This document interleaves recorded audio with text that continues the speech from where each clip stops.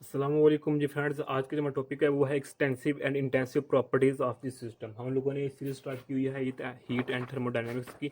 तो इसका video number 1 है, इसमें बी पार्ट है एक्सटेंसिव एंड इंटेंसिव प्रॉपर्टीज़।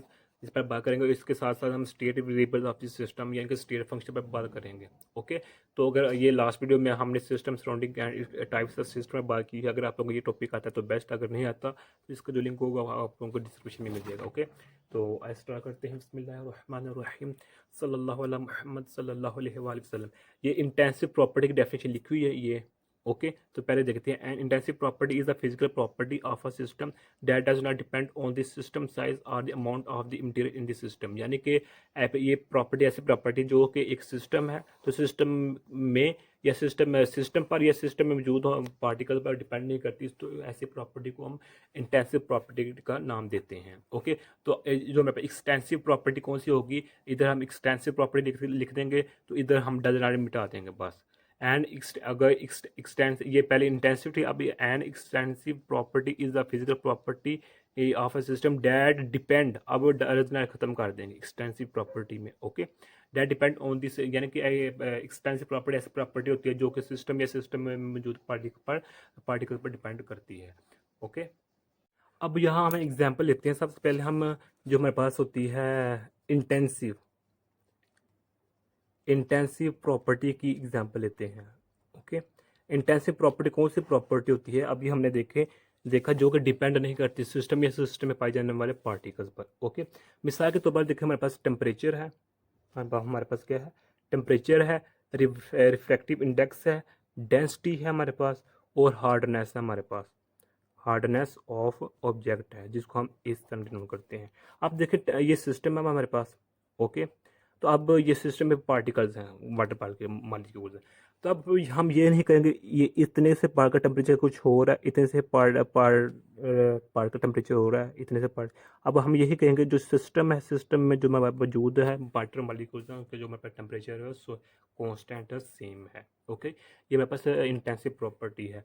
इसी तरह अगर हम बात करें जो हमारे पास रिफ्रैक्टिव इंडेक्स होता है, रिफ्रैक्टिव इंडेक्स हम जानते हैं कि इक्वल होता है हमारे पास C/V। ये हमारे पास स्पीड ऑफ लाइट होता है, ये मेरे पास नॉर्मल स्पीड होती है ऑब्जेक्ट की। तो अगर ये हम देखेंगे कि किस मीडियम में, अगर मीडियम हमारे पास बहुत ज़्यादा हाई कंसनट्रेटेड है तो उसमें हमारे पास जो ऑब्जेक्ट की वेलोसिटी होगी वो बहुत कम होगी। अगर कम कंसनट्रेटेड है तो उसमें हमारे पास ऑब्जेक्ट की वेलोसिटी ज़्यादा होगी।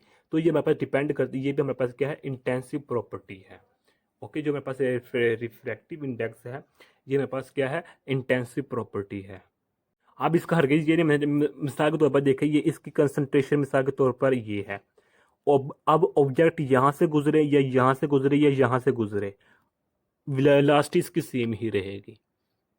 ओके, इस वजह से मैं इसको कह रहा हूँ, हम इसको कहते हैं जो मेरे पास रिफ्रैक्टिव इंडेक्स होता है, ये मेरे पास इंटेंसिव प्रॉपर्टी होती है। इसी तरह जो मेरे पास डेंसिटी होता है, ये देखिए मेरे पास ये सिस्टम है, तो इसके वाटर मालिक्यूल्स हैं। तो अब हम ये नहीं कहेंगे कि यहाँ की इसकी कंसनट्रेशन ज़्यादा, डेंसिटी कम है, यहाँ इसकी डेंसिटी ज़्यादा है, इसकी डेंसिटी कम है। डेंसिटी बिल्कुल सेम ही रहेगी। ओके, सिस्टम की। अगर हम हार्डनेस की बात कर लेते हैं कि ये हमारे पास इंडिपेंडेंट है ऑफ सिस्टम, यानी कि हार्डनेस मिसाल के तौर पर अगर हमारे पास गैस है, तो ये गैस है, तो ये लिक्विड है हमारे पास, तो ये हमारे पास सॉलिड है।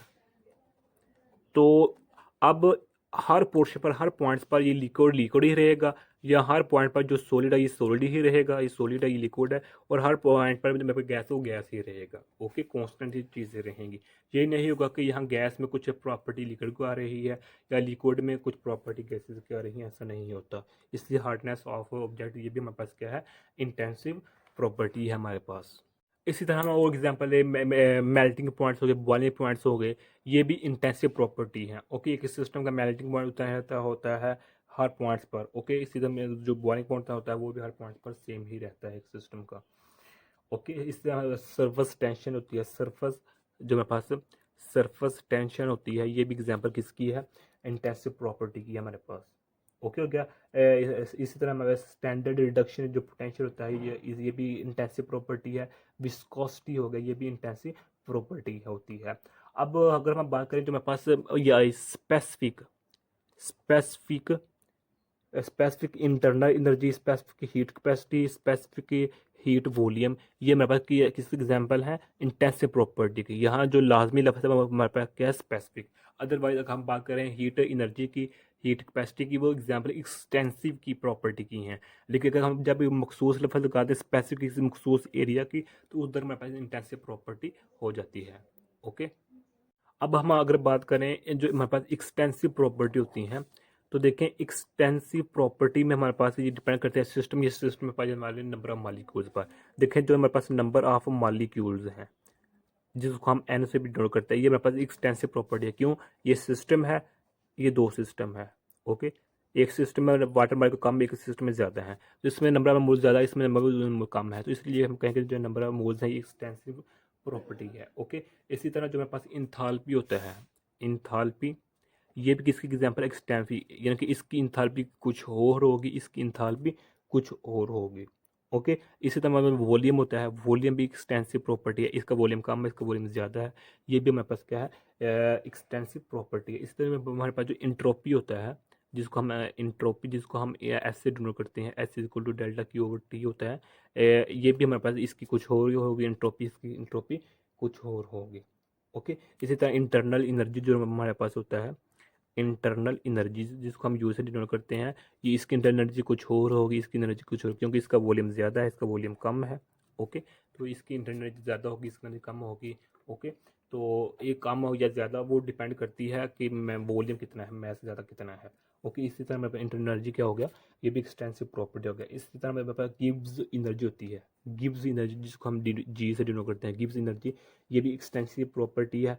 जो है इसी तरह जो हमारे पास हीट कैपेसिटी होती है, हीट कैपेसिटी या वॉल्यूम कैपेसिटी, ये एक्सटेंसिव प्रॉपर्टी है। लेकिन अगर हम पीछे लगा दें स्पेसिफिक हीट कैपेसिटी, तो हमारे पास वो इंटेंसिव प्रॉपर्टी हो जाएगा। ओके, तो यही आज का हमारा इतना सा टॉपिक था। तो अगर इसके जो लास्ट टॉपिक है, यानी कि हमने देखा था कि इसका जो अगला पार्ट है वो हमारे पास है state variables of the system या स्टेट फंक्शंस। तो उसको हम state variable is an independent variable of path, यानी कि जो हमारे पास स्टेट वेरिएबल्स होते हैं, स्टेट वेरिएबल्स में हमारे पास प्रेशर, टेम्परेचर आ जाता है, प्रेशर आ जाता है। ओके, ये हमारे पास क्या है, या वॉल्यूम आ जाता है, ये हमारे पास स्टेट वेरिएबल्स है। किसी सिस्टम का जो हमारे टेम्परेचर होता है, वॉल्यूम होता है, प्रेशर होता है, ये हमारे पास स्टेट वेरिएबल्स होते हैं। ये स्टेट वेरिएबल्स को हम स्टेट फंक्शन के नाम देते हैं, नाम दे देते हैं। ओके, सपोज करें ये हमारे पास एक ये इनिशियल पॉइंट है, ये हमारे पास फाइनल ए पॉइंट है, ये हमारे पास बी पॉइंट है। ओके, तो एक ये डायरेक्ट ये इसको हम फिगर नंबर 1 का नाम देते हैं, ये मेरे पास फिगर नंबर 2 है, ये भी ए पॉइंट है, ये भी बी पॉइंट है, तो एक हमारे पास ये है। ओके, अब अगर हमें कहा जाए कि इसका जो हमारे पास जो चेंजिंग आई है टेम्परेचर में, प्रेशर में या वॉल्यूम में, वो क्या है, तो हम कहेंगे वो बिल्कुल सेम होगी। ओके, या इसमें जो यहाँ से लेकर यहाँ तक जो हमारे पास चेंजिंग हुई है टेम्परेचर में, प्रेशर में, वॉल्यूम में, वो सेम है। तो यहाँ से भी यहाँ तक जो इसका चेंजिंग टेम्परेचर प्रेशर में यहाँ, या वही चेंजिंग टेम्परेचर प्रेशर में यहाँ भी आएगी। क्यों? क्योंकि जो भी हमारे पास स्टेट वेरिएबल्स होते हैं, यानी कि स्टेट फंक्शन, यानी कि टेम्परेचर प्रेशर, वो इनिशियल और फाइनल पोजिशन पर डिपेंड करते हैं। ओके, इनिशियल यानी कि फर्स्ट और सेकंड जो लास्ट वाली है, इनिशियल और फाइनल पोजीशन पर जो स्टेट वेरिएबल्स डिपेंड करते हैं। लिहाजा इसका टेम्परेचर प्रेशर वॉल्यूम, इसका टेम्परेचर प्रेशर वॉल्यूम वो कांस्टेंट यानी कि सेम ही रहेगा। क्यों? क्यों सेम है? क्योंकि और इसका ये इनिशियल पॉइंट, ये भी इनिशियल पॉइंट्स है, ये फाइनल पॉइंट, ये एक दूसरे के इनके बिल्कुल इक्वल हैं, तो इसलिए मेरे पास जो चेंजिंग होगी वो सेम ही रहेगी। या फिर हम और एक एग्जांपल लेते हैं, मिसाल के तौर पर ये मेरे पास साइक्लिक प्रोसेस है। ओके, ये देखें साइक्लिक प्रोसेस है, तो ये हमारे पास प्रोसेस हो रहा है ऐसे, ये इनिशियल पोजीशन है, प्रोसेस हुआ तो फाइनल पोजीशन में, ये इनिशियल फाइनल पोजीशन भी सेम है, ये एक ही है। तो लिहाजा इधर में जो टेम्परेचर होगा वो ज़ीरो होगा, प्रेशर जो होगा वो ज़ीरो होगा। ओके, क्यों? क्योंकि अब फाइनल और इनिशियल पोजीशन सेम पोजीशंस पर आ चुके हैं, इसलिए जो मेरे पास change in temperature, change in pressure, change in volume, वो ज़ीरो ही होगा। लेकिन इस केस में हमारे पास कांस्टेंट रहेगा, ज़ीरो तो नहीं होगा ज़ाहिर बात है, लेकिन कांस्टेंट रहेगा। जो यहाँ जो चेंजिंग आएगी वही चेंजिंग यहाँ ही होगी, अगरचे इसका जो डिफरेंस पाथ है वो अगरचे किसी और वे में जा रहा है। तो यही आज का हमारा इतना सा टॉपिक था। जज़ाकल्लाहु खैर। अस्सलामु अलैकुम वरहमतुल्लाहि वबरकातुहू।